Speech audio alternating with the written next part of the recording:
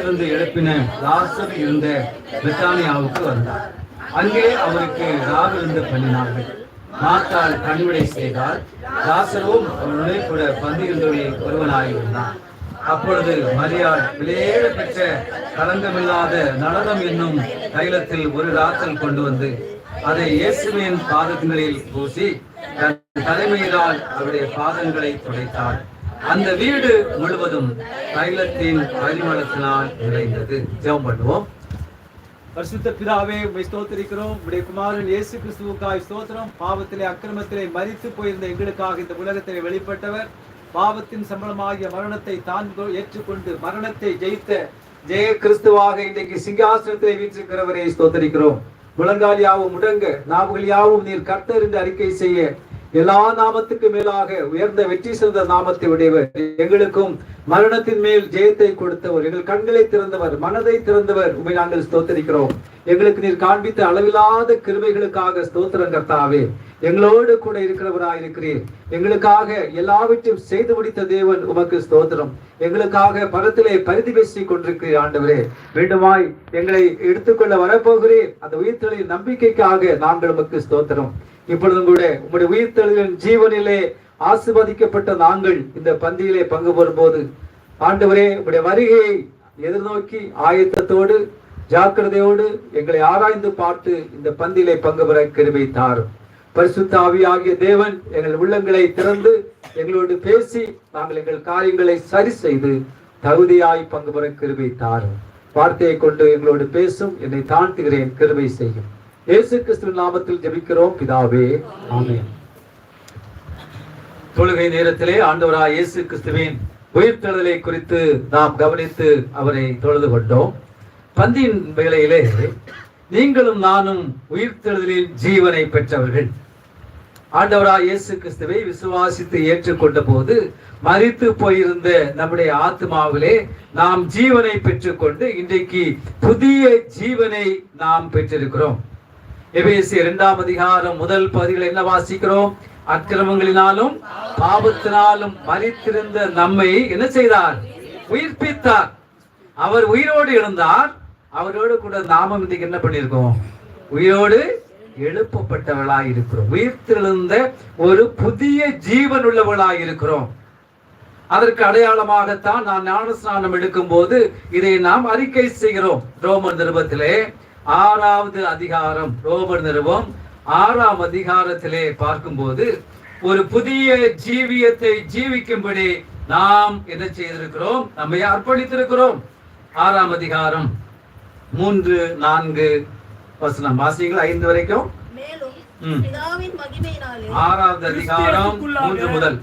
கிறிஸ்துவுக்குள்ளாக ஞானஸ்தானம் பெற்ற நாம் அனைவரும் அவருடைய மரணத்துக்குள்ளாக ஞானஸ்தானம் பெற்றதை அறியாமல் இருக்கிறீர்களா? மேலும் பிதாவின் மகிமையினாலே கிறிஸ்து மரித்தோர்ந்து எழுப்பப்பட்டது போல நாமும் புதிதான ஜீவனுள்ளவர்களாய் நடந்து கொள்ளும்படிக்கு அவருடைய மரணத்திற்கு உயிர்த்தெழுந்த ஆண்டவராய் இருப்பது போல நீங்களும் நானும் ஒரு நாளிலே பாவத்துக்கு மரித்திருந்தோம். இப்பொழுது நாம் உயிர்ப்பிக்கப்பட்டவர்களாய் இருக்கிறோம். இங்கே நான் வாசிக்கும் போது 4வது வசனத்திலே மத்திய பகுதியிலே நாமும் புதிதான ஜீவனுள்ளவர்களாய் நடந்து கொள்ள, to walk in a newness of life, அதாவது பழைய வாழ்க்கையின்படி அல்ல. நாம் ரட்சிக்கப்படும் முன்பாக பாவத்துக்கு மரித்து போன நிலைமையிலே நம்முடைய மனதும் மாம்சமும் விரும்பின ஒரு வாழ்க்கையை வாழ்ந்தோம். ஆனால் இப்பொழுது அப்படிப்பட்ட ஒரு வாழ்க்கை வாழக்கூடியவர்களாக அல்ல. என்ன வாசிக்கிறோம்? புதிதான ஜீவன். அந்த புதிய ஜீவன் அது யாருடைய ஜீவன்? ஆண்டவராய் இயேசு கிறிஸ்துவுடைய ஜீவன். அந்த ஜீவனிலே நாம் இன்றைக்கு இணைக்கப்பட்டிருக்கிறோம். 5ஆம் வசனம் அதைத்தான் சொல்கிறது. அவருடைய மரணத்தின் சாயலில் நாம் இழைக்கப்பட்டவர்களானால் அவர் உயிர்த்தெழுதலின் சாயலிலும் உயிர்த்தெழுதலில் சாயல். உயிர்த்தெழுந்த ஆண்டவராய் இயேசு கிறிஸ்து இன்றைக்கு பரிசுத்தம் உள்ளவராக இருக்கிறார். பாவம் அவரை மேற்கொள்ள முடியாது, மரணம் அவரை மேற்கொள்ள முடியாது, பிசாசு அவரை மேற்கொள்ள முடியாது, உலகம் அவரை மேற்கொள்ள முடியாது. இன்றைக்கு உயிர்த்தெழுந்த ஜெய கிறிஸ்துவாக மகிமைக்குரியவராய் இருக்கிறார். இந்த உலகத்திலே நீங்களும் நானும் கூட அவரோடு கூட உன்னதத்தில் என்ன செய்யப்பட்டிருக்கிறோம்? உட்கார வைக்கப்பட்டிருக்கிறோம். அது அர்த்தம் என்ன? நம்முடைய அந்த ஸ்பிரிச்சுவல் பொசிஷன், கிறிஸ்து எவ்விதமாக உயிர்த்தெழுந்தவராக, வல்லமை உள்ளவராக, மகிமை உள்ளவராக, ஒப்பில்லாதவராக இருக்கிறாரோ அதே போன்ற ஒரு நிலைக்கு இன்றைக்கு ஆண்டவர் நம்மையும் கொண்டு வந்திருக்கிறார். இன்றைக்கு நாம் அந்த நிலையை நாம் தொடர்ந்து பராமரித்துக் கொண்டிருக்கிறோமா? இங்கே நாம் வாசித்த யோவான் சுவிசேஷம் 12ஆம் அதிகாரத்திலே அங்கே ஒரு குடும்பத்தை பார்க்கிறோம். 3 பேர் இருக்கிறார்கள். யாரெல்லாம்? மார்த்தாள், மரியாள், லாசர். முந்தின அதிகாரத்திலே அங்கே ஒரு மனிதன் மரித்து போயிருந்தான். யார் அது? லாசர். இதை ஒரு ஆவிக்குரிய மரணம் என்று வைத்துக் கொள்ளுவோம். மரித்து போன ஒரு மனிதன் 4 நாளாயிற்று. கல்லறைக்கு ஆண்டவர் வராரு. என்ன சொல்றாரு? கல்ல புரட்டி போடுங்க. ஒன்னு மரித்தவருடைய சகோதரி மார்த்தாள் என்ன சொல்றாங்க? ஐயோ வேண்டாம். என்ன செய்யும்? உண்மை தானே. பழைய வாழ்க்கையை திறந்து பார்த்தா என்ன செய்யும்? நாட்டம் பிடிச்ச வாழ்க்கை. அப்போ அந்த பழைய அசுத்தமான ஒரு வாழ்க்கையிலே அவருடைய வாழ்க்கை மரித்து நாரி கெட்டு போயிருந்தது. நீங்களும் நான் அப்படித்தான் இருந்தோம். அக்கிரமத்திலும் பாவத்திலும் மரித்து கெட்டு போய் அசுத்தம் நிறைந்தவர்களாயிருந்தோம். நம்முடைய வாழ்க்கை தேவனாலே ஏற்றுக்கொள்ளப்பட முடியாது. மற்றவர்களுக்கு அது ஒரு உகந்த ஒரு வாழ்க்கையா இல்லை. அந்த நிலைமையிலே லாசருவை உயிரோடு எழுப்பியதை போல ஆண்டவர் உங்களை என்ன செய்தாரு? லாசருவே வெளியே வாழ சொன்னது போல ஒரு நாளிலே தேவனுடைய சுவிசேஷத்தை நாம் கேட்டோம், விசுவாசித்தோம். அந்த வார்த்தை நமக்குள்ளே கிரியை செய்தது. அந்த வார்த்தை நமக்குள்ளே ஒரு புதிய ஜீவனை கொடுத்தது. நாம் உயிர்ப்பிக்கப்பட்டோம், ஜீவனை பெற்றுக்கொண்டோம், ரட்சிக்கப்பட்டோம். இன்னைக்கு ரட்சிக்கப்பட்ட உயிர்ப்பிக்கப்பட்ட இந்த லாசரு அவன் எங்க இருக்கிறான்? கல்லறையில இல்ல. எங்க இருக்கிறான்? 13ஆம் அதிகாரத்துல 12ல யாரோட இருக்கிறான்? இயேசு கிறிஸ்துவோடு பந்தியில். இதுதாங்க நம்முடைய பொசிஷன். அவரிடத்திலே உன்னிடத்திலே அவரோடு கூட உட்கார வைக்கப்பட்டோம். எபேசியர் 2:6, 7, 8 வசனங்கள் அதைத்தான் வாசிக்கிறோம். இப்போ கடந்த கால வாழ்க்கையிலே அவருடைய வாழ்க்கை ஒரு நாற்றம் எடுக்கக்கூடிய அருவருப்பான கெட்டு போன ஒரு வாழ்க்கை.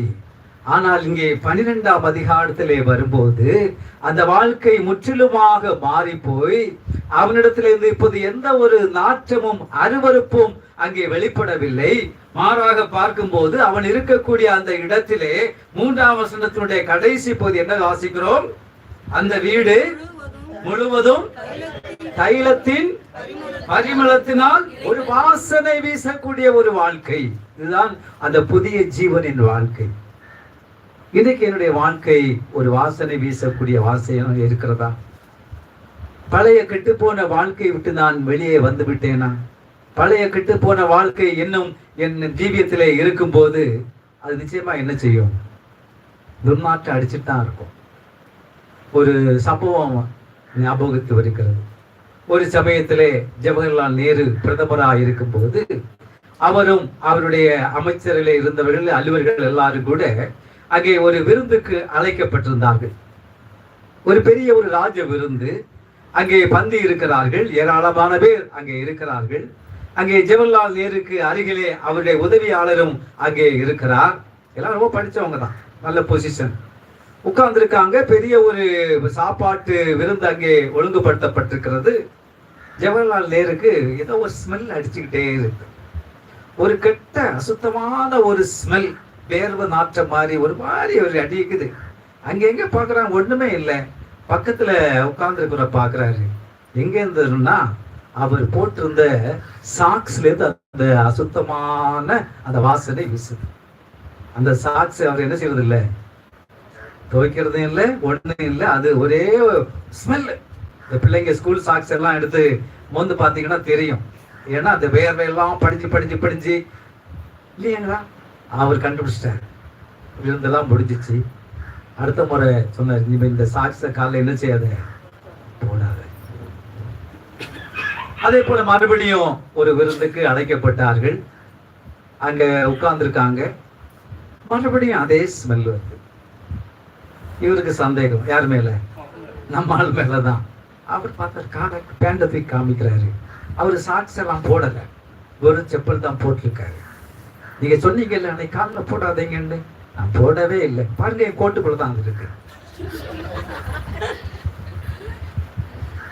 நம்முடைய கிறிஸ்தவ வாழ்க்கையில கூட பழைய அசுத்த கெட்ட அருவருப்பான காரியங்களை நாம் இன்னும் நம்முடைய வாழ்க்கையிலே வைத்துக் கொண்டு இருக்குமே ஆனால், மறைவான அந்தரங்க ஜீவியத்திலே இருக்குமே ஆனால், நாம் ராஜாவின் பந்தியில் இருக்கும்போது அவர் துக்கமடையக்கூடியவராயிருப்பார். யோசித்து பார்ப்போம். லாசரு பந்தி இருக்கிறான். அவருடைய பழைய வாழ்க்கை யோசித்து பாருங்க. 4 நாள் ஆன ஒரு அந்த பிரேதம் அசுத்தம் கிட்ட போக முடியுமா? முடியவே முடியாது. ஆண்டவருடைய வாழ்க்கையை மாற்றின பிறகு அவனை சுத்தி இருந்த துணியையோ, அது ஒருவேளை எவ்வளவு காஸ்ட்லி துணியா கூட இருந்திருக்கலாம், எல்லாத்தையும் அதை தூக்கிட்டு வந்திருக்கான். அவன் கிடையாது. எங்க போட்டு வந்தான்? அந்த கல்லையிலே போட்ட பழைய வாழ்க்கை அதோட முடிஞ்சு போச்சு. ஒருவன் கிறிஸ்துவுக்குள் இருந்தால் புது சிருஷ்டி ஆயிருக்கிறான், பழையவைகள் ஒளிந்து போயின, எல்லாம் சொல்ல முடியுமா உங்களால 100% எல்லாம் புதிதாயிற்று என்று? இன்னும் பழைய மனுஷனுக்குரிய எத்தனை சுவாபங்களை நம்முடைய வாழ்க்கையிலே வைத்திருக்கிறோம். யோசித்து பாருங்க. எபேசியர் நிருபத்திலே வாசிக்கும் போது 4ஆம் அதிகாரம் 17 முதல் வாசியுங்கள். எபேசியர் 4ஆம் அதிகாரம் 17 முதல் வாசிக்கலாம். நான் உங்களுக்கு சாட்சியாக சொல்லி எச்சரிக்கிறது என்னவெனில், மற்ற புறஜாதிகள் தங்கள் வீணான சிந்தையிலே நடக்கிறது போல நீங்கள் இனி நடவாமல் இருங்கள். அவர்கள் புத்தி புறஜாதிகளை போல வீணான சிந்தை, புறஜாதிகளுடைய சிந்தையை போல அவங்க எப்படி சிந்திக்கிறாங்களோ, என்ன விரும்புறாங்களோ, எப்படி நடக்கணும்னு நினைக்கிறாங்களோ, அதே போன்ற சிந்தை எனக்கு இருக்கிறதா? ஆசி அவர்கள் புத்தியில் அவங்களுக்கு அந்தகார இருள். உங்களுடைய என்னுடைய வாழ்க்கையில் இருள் ஆண்டு என்ன செய்தாரு? வாஸ்தவம் இல்ல, நம்முடைய மனது திறக்கப்பட்டது. ஆனா இன்னும் குருட்டாட்டமான ஜனங்களுடைய காரியத்தை இன்னும் நான் செய்வேனே ஆனால், என்னுடைய வாழ்க்கையில் இன்னும் என்ன இருக்குது? பழைய நாட்டத்துக்குரிய காரியம். வாசிங்க. அவர்கள் புத்தியில் அந்தகாரப்பட்டு தங்கள் இருதய கடினத்தினால் தங்களில் இருக்கும் அறியாமையினாலே தேவனுடைய ஜீவனுக்கு அந்நியராய் இருந்து, தேவனுடைய ஜீவனுக்கு அந்நியராக, அதாவது கிறிஸ்துவின் ஜீவன் அவர்களுக்குள்ள இல்ல, கிறிஸ்துவுடைய ஜீவனால் நிரப்பப்படல, கிறிஸ்துவுடைய வெளிச்சம் அவர்களுக்கு உள்ள, தாங்க விரும்பியபடி ஜீவிக்கிறாங்க. ஆனா உங்களுக்குள்ள எனக்குள்ள யாருடைய ஜீவன் இருக்கு? சொல்லுங்க. நீங்க பேசிதான் ஆகணும். யாருடைய ஜீவன்? கிறிஸ்துவின் ஜீவன் இருக்கும் போது அந்த ஜீவனால் என்ன செய்யப்பட வேண்டும்? நாம் நடத்தப்பட வேண்டும். பாரம் இல்லை. ஜீவிக்கிறார் இயேசு, ஜீவிக்கிறார். எங்க ஜீவிக்கிறாரு? ஜீவிக்கிறாரா? அநேக நேரத்தை என்ன செய்யறோம்? ஆஃப் பண்ணி வச்சிடறோம். ஆண்டவரே ஞாயிற்றுக்கிழமை மட்டும் ஜீவிச்சா போதும், மற்ற நாட்டில் எப்படி இருக்க? சைலண்ட் மோட்ல இருங்க. செய்யாதீங்க. அவர் நம்மோடு பேசுகிறவராக, நம்மை நடத்துகிறவராக, நம்மை எச்சரிக்கிறவராக, அவர் செயல்படக்கூடியவராக நம்முடைய வாழ்க்கைக்குள்ளே இருக்க வேண்டும். படிங்க. உணர்வில்லாதவர்களாய் சகலவித அசுத்தங்களையும் ஆவலோடு நடப்பிக்கும். உணர்வற்றவர்களாய் அவர்களுக்கு என்ன சகல அசுத்தத்தை எப்படி செய்வாங்க? ஆவலோடு செய்வாங்க. அசுத்தத்தை செய்யறதுக்கு, பாவத்தை செய்யறதுக்கு அவங்க வெட்கப்பட மாட்டாங்க, தயங்க மாட்டாங்க. ஏன்னா அவங்களுக்குள்ள என்ன இல்லை? தேவனுடைய ஜீவன் இல்லை, மரித்து போய் இருக்கிறார்கள். ஆனால் ஜீவன் பெற்ற நாம் இன்னும் அசுத்தத்தோட நாம் இணைந்திருக்கிறோமா? நேற்றை கூட படிச்ச இல்ல, நாய் தான் கக்கினத திங்கிறீங்களா? வேண்டாம்னு சொன்ன காரியத்தை மறுபடியும் பற்றி கொள்கிறோமா? அப்படியானால் லாசருவை போல நாம் அவரோடு கூட பந்தி இருக்கவே நம்மளோட வாழ்க்கையில் என்ன வெளியப்படும்? சொல்லுங்க. வாசனை வருமா? என்ன வரும்? வாசனை வீச வேண்டும். தொடர்ந்து படிங்க. தங்களை காம விகாரத்துக்கு ஒப்பு கொடுத்திருக்கிறார்கள். நீங்கள் இவ்விதமாய் கிறிஸ்துவை கற்றுக்கொள்ளவில்லை. இயேசுவினிடத்தில் உள்ள சத்தியத்தின்படியே நீங்கள் அவரிடத்தில் கேட்டறிந்து அவரால் போதிக்கப்பட்டீர்களே, அந்தபடி முந்தின நடக்கைக்குரிய மோசம் போக்கும் இச்சைகளினாலே கெட்டு போகிற பழைய மனுஷனை நீங்கள் கலைந்து, முந்தின நடக்கைக்குரிய மோசம் போக்கும் பழைய மனுஷனை என்ன செய்யுங்க? கெட்டு போகிற மனுஷன். கெட்டு போனா 4 நாள் ஆகி அந்த சைரம் என்னாச்சு? கெட்டு போய் நாரும் இல்லையா? அந்த பழைய மனுஷனை, கெட்டு போன இந்த வார்த்தையால டீகேட், அழுகி போச்சுங்க, கெட்டு போச்சு, உருக்குலைஞ்சு போச்சு. அந்த பழைய வாழ்க்கையில எந்த நன்மையும் கிடையாது. தேவனை பிரியப்படுத்த முடியாது. ஏனென்றால் அது கிறிஸ்துவுடைய ஜீவனுக்கு எப்படிப்பட்டது? தூரமானது. ஆகையினாலே தேவன் விரும்பாத காரியத்தை, பழைய மனுஷனுக்குரிய காரியத்தை நம்முடைய வாழ்க்கை விட்டு அகற்றி போட்டு புதிய மனுஷனை என்ன செய்யணும்? தரித்து கொள்ளணும். இன்னைக்கு தேவனை துக்கப்படுத்தக்கூடிய எந்த அந்தரங்க பாவமா இருக்கலாம், சிறிய பாவமா இருக்கலாம், மறைவான பாவமா இருக்கலாம், ஆண்டவரை துக்கப்படுத்தக்கூடிய எந்த காரியமும் என் வாழ்க்கையிலே இருக்குமானால் அவருடைய பந்தியிலே நான் உட்காரும் போது என்னிடத்திலிருந்து வாசனைக்கு பதிலாக என்ன வரும்? நாற்றம் இல்லைங்களா? பாருங்க, அந்த லாசரு கெட்டு போய் நாளை போனவனா இருந்தான். யாருமே கிட்ட, சொந்த கூட பிறந்த அக்காவே சொல்றாங்க, ஐயோ என்ன செய்யாதீங்க, திறக்காதீங்க. நம்ம வாழ்க்கை அப்படித்தாங்க இருந்துச்சு. ஆண்டவர் மாற்றி இருக்கிறாரு. இன்னும் நான் பழைய அசுத்தத்தோடு இருக்கிறேனா? பழைய வாழ்க்கையோடு இருக்கிறேனா? இன்னும் தேவன் விரும்பாத காரியம் எனக்குள்ளே இருக்குதா? தேவ சமூகத்திலே லாசருவை போல பந்தி இருக்க வரும்போது என்னிலிருந்து என்ன வாசனை வர வேண்டும்? ஜீவ வாசனை. 1 கொரிந்தியர் புஸ்தகத்திலே வாசிக்கும் போது இவ்விதமாக வாசிக்கிறோம். 2 கொரிந்தியர் 2ஆம் அதிகாரம் 14, 15, 16. 2 கொரிந்தியர் 2, 14, 15, 16. எப்பொழுதும் எங்களை வெற்றி சிறக்க பண்ணி எல்லா இடங்களிலேயும் எங்களை கொண்டு அவரை அறிகிற அறிவின் வாசனை வெளிப்படுத்துகிற தேவனுக்கு, அவரை அறிகிற அறிவின் வாசனை. நான் போற இடத்துல எல்லாம் ஜனங்க எதை அறிஞ்சு கொள்வாங்க? இப்ப நான் ஒரு ஸ்ப்ரே ஒன்று போடுறேன்னு வச்சுங்களேன், அல்லது ஒரு பவுடர் ஒன்று போடுறேன், பான்ஸ் பவுடர் போட்டேன்னா நான் போற இடத்துல எல்லாம் என்ன வாசனை வீசும்? பான்ஸ். நீங்களா ஒருவேளை நீங்க நல்ல ஒரு விலையை வந்து சென்று ஒன்று பூசிக்கிறீங்க, போற இடம் என்ன தரும்? இங்க என்ன வாசிக்கிறோம்? நான் போகும் இடமெல்லாம் என்னிலிருந்து என்ன வாசனை வீச வேண்டும்? தேவனை மற்றவர்கள் அறிந்து கொள்ளக்கூடிய அந்த அறிவின் வாசனை. இவன் தேவனுடைய பிள்ளை, இவன் ஒரு கிறிஸ்தவன். அறிந்து கொள்ள முடியுதா? இல்ல உங்களுக்கும் மற்றவங்களுக்கும் வித்தியாசம் இருக்கா இல்லையா? ஒரு 500 பேர் கூட்டத்துல உங்களை கொண்டு விட்டா நீங்க தனியா தெரிவீங்களா?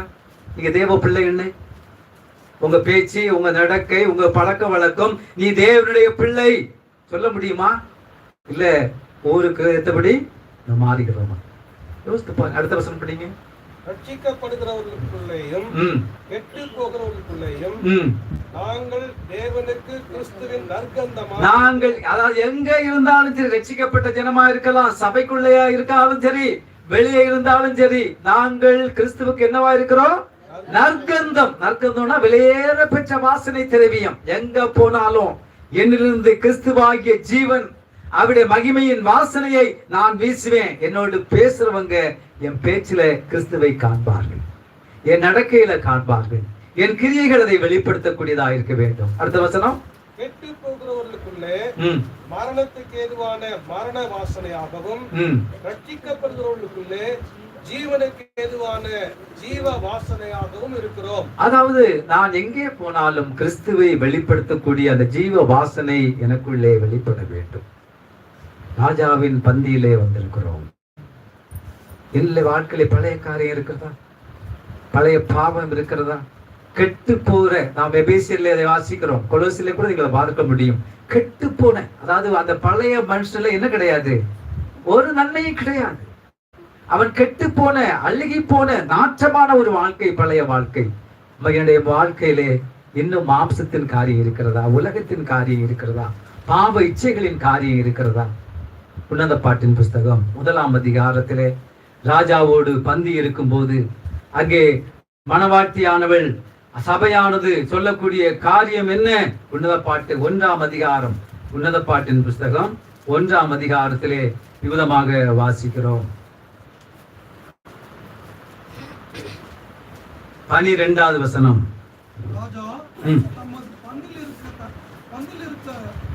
பந்தியில் இருக்கும் தனையும் என்னுடைய நலதையிலம் தன் வாசனையை வீசும். அதாவது ராஜாவோடு நான் பந்தியில் இருக்கிறேன், ராஜாவின் பந்தியிலே பங்கு பெறக்கூடிய பாக்கியம் எனக்கு கிடைத்திருக்கிறது.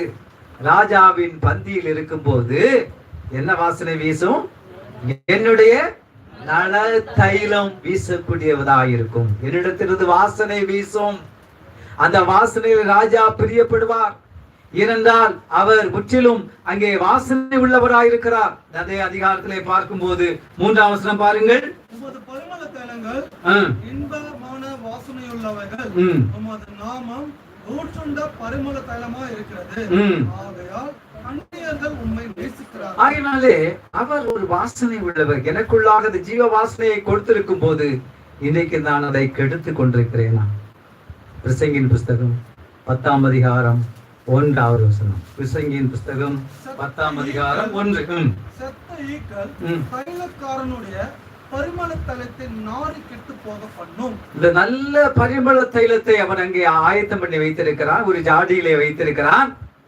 ஆனால் கவனக்குறைவினாலே அந்த ஜாடி என்ன செய்யவில்லை? மூடவில்லை. உள்ள என்ன போச்சு? என்ன போச்சு? பெரிய காண்டாமிருகம் போல என்ன போச்சு? ஒரு சின்ன ஈ போய் உள்ள விழுது செத்து போச்சு. உள்ள விழுது செத்து போய் அங்க என்ன ஆயிடுச்சு? நல்ல தைலத்தை அது என்ன செய்து விட்டது? நாரி கெட்டு போக வைத்து விட்டது. இது அர்த்தம் என்ன? நீங்களும் நானும் தேவனுடைய நல்ல நல்ல தைலத்தை பெற்றிருக்கக்கூடிய ஜாடிகளை போல இருக்கிறோம். கிறிஸ்துனுடைய அந்த ஜீவன் நமக்குள்ளாய் இருக்கும் போது அதான் வேதம் சொல்லுது, எல்லா காவலோடும் உன் இதயத்தை காத்துக்கொள், காத்துக்கொள், ஜாக்கிரதையாயிரு.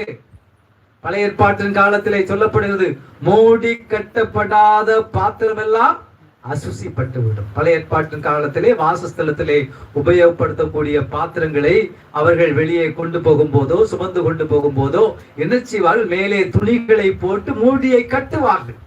எதற்கு? அசுசியானை உள்ளே போகாதபடி. நீங்களும் நானும் உலகத்தின் அசுசிகள், மாம்சத்தின் அசுசிகள், பாவத்தின் அசுசிகள் நம்முடைய வாழ்க்கைக்குள்ளே போகாதபடி மூடி கட்டப்பட்டவர்களாயிருக்க வேண்டும், ஜாக்கிரதையாயிருக்க வேண்டும். இந்த தைலக்காரன் பாருங்கள், எவ்வளவு பிரயாசப்பட்டு அந்த தைலத்தை ஆயத்தம் பண்ணி இருப்பான், எவ்வளவு செலவழித்திருப்பான், எவ்வளவு மணி நேரம் உழைத்திருப்பான். ஆனால் கவனக்குறைவு.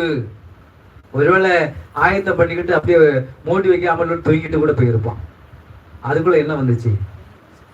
பிசாசு வகை தேடி என்ன செய்யலாம்? சுற்றி திரிகிறான், யாரை விழுங்கலாமோ என்று. உலகம் அங்கே வெளிப்போடு காத்திருக்கிறது நம்மை வஞ்சிக்கும்படியாக. ஆகினாலே நம்முடைய வாழ்க்கையிலே இந்த செத்த ஈக்களை போன்ற சிறிய சிறிய காரியங்களா இருக்கலாம். இது சின்ன பாவம் தானங்க, இதனால மற்றவங்களுக்கு பாதிப்பு இல்லையே, நான் தானே இதை செய்யறேன், இது யாருக்கும் தெரியாத. வேண்டாங்க, உங்க வாழ்க்கையை இதை அழித்து போட்டு விடும், அழித்து போட்டு விடும். பெரிய பாலங்கள் இருக்கும். இங்கிலாந்து தேசத்திலே அந்த தேம்ஸ் நதியின் மேலாக ஒரு பெரிய பாலத்தை கட்டினார்கள். பல என்ஜினியர்கள் பல கோடி ரூபாயை செலவழித்து பல வருடங்களாக கட்டி முடித்து அது திறக்கப்பட்டு சில மாதங்களிலேயே அதன் ஒரு பகுதியிலே வெடிப்பு உண்டாயிற்று.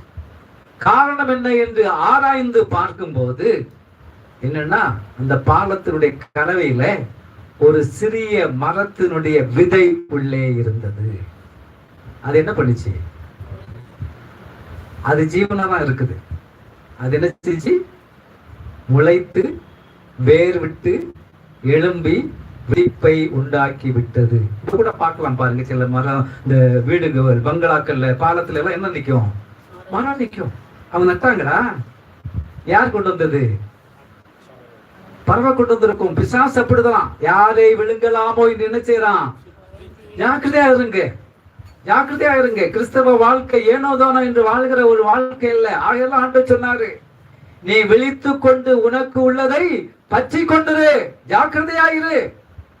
ஆகையினாலே பிரியமானவர்களே, நாம் இந்த பந்திக்கு முன்பாக வரும்போது லாசருவை போல ஆண்டவர் நமக்கு புதிய ஜீவனை கொடுத்திருக்கிறார், அவரோடு உட்கார வைத்திருக்கிறார். இன்னும் என்னுடைய வாழ்க்கையிலே பழைய மரித்து போன, கெட்டு போன, நாற்றம் எடுக்கக்கூடிய காரியங்கள் இருக்குமானால் அதை ஆண்டவரிடத்திலே அறிக்கை செய்து விட்டு பழைய வாழ்க்கையோடு அல்ல, புதிய ஒரு மனம் திரும்பிய வாழ்க்கையோடு நம்மை அறிக்கை செய்து செத்த கிரியைகளுக்கு நீங்கி சுத்திகரிக்கப்பட்டவளாக இந்த பந்தியிலே பங்கு பெற வேண்டும்.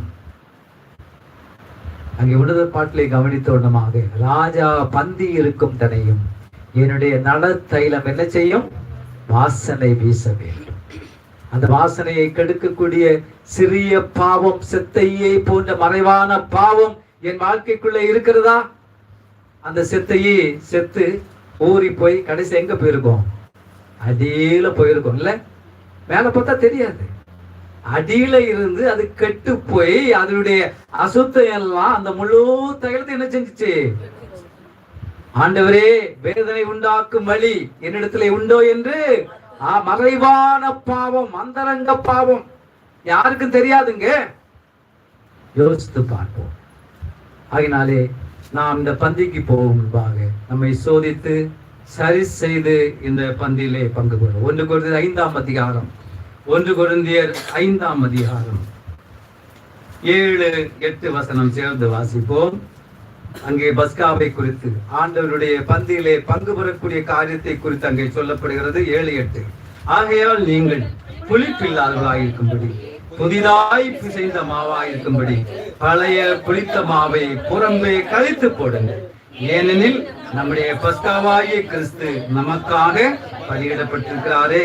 ஆதலால் பழைய புளித்த மாவோடு அல்ல, துர்குணம் பொல்லாப்பு என்னும் புளித்த மாவோடும் அல்ல, துப்புரவு உண்மை என்ற புளிப்பில்லாத அப்பத்தோடு பண்டிகையை ஆசரிக்க.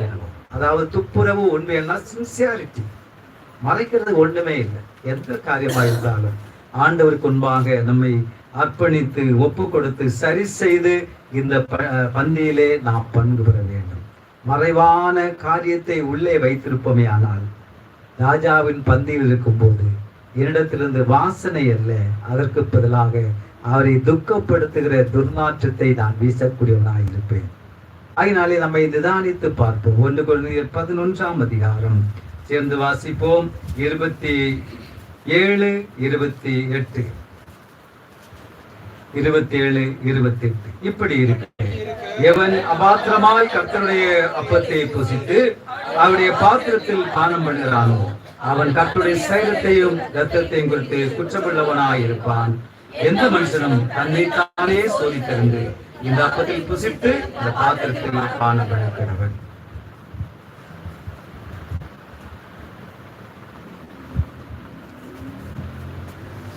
ஒரு முழங்கால் படியிடுவோம். நாம் தியானித்த வசனங்களுக்கு முன்பாக நம்மை தாழ்மையோடு கொண்டு வருவோம். வழக்கமாக இந்த பந்தியிலே பங்கு பெற வேண்டாம். போன வாரம் எடுத்தேன்.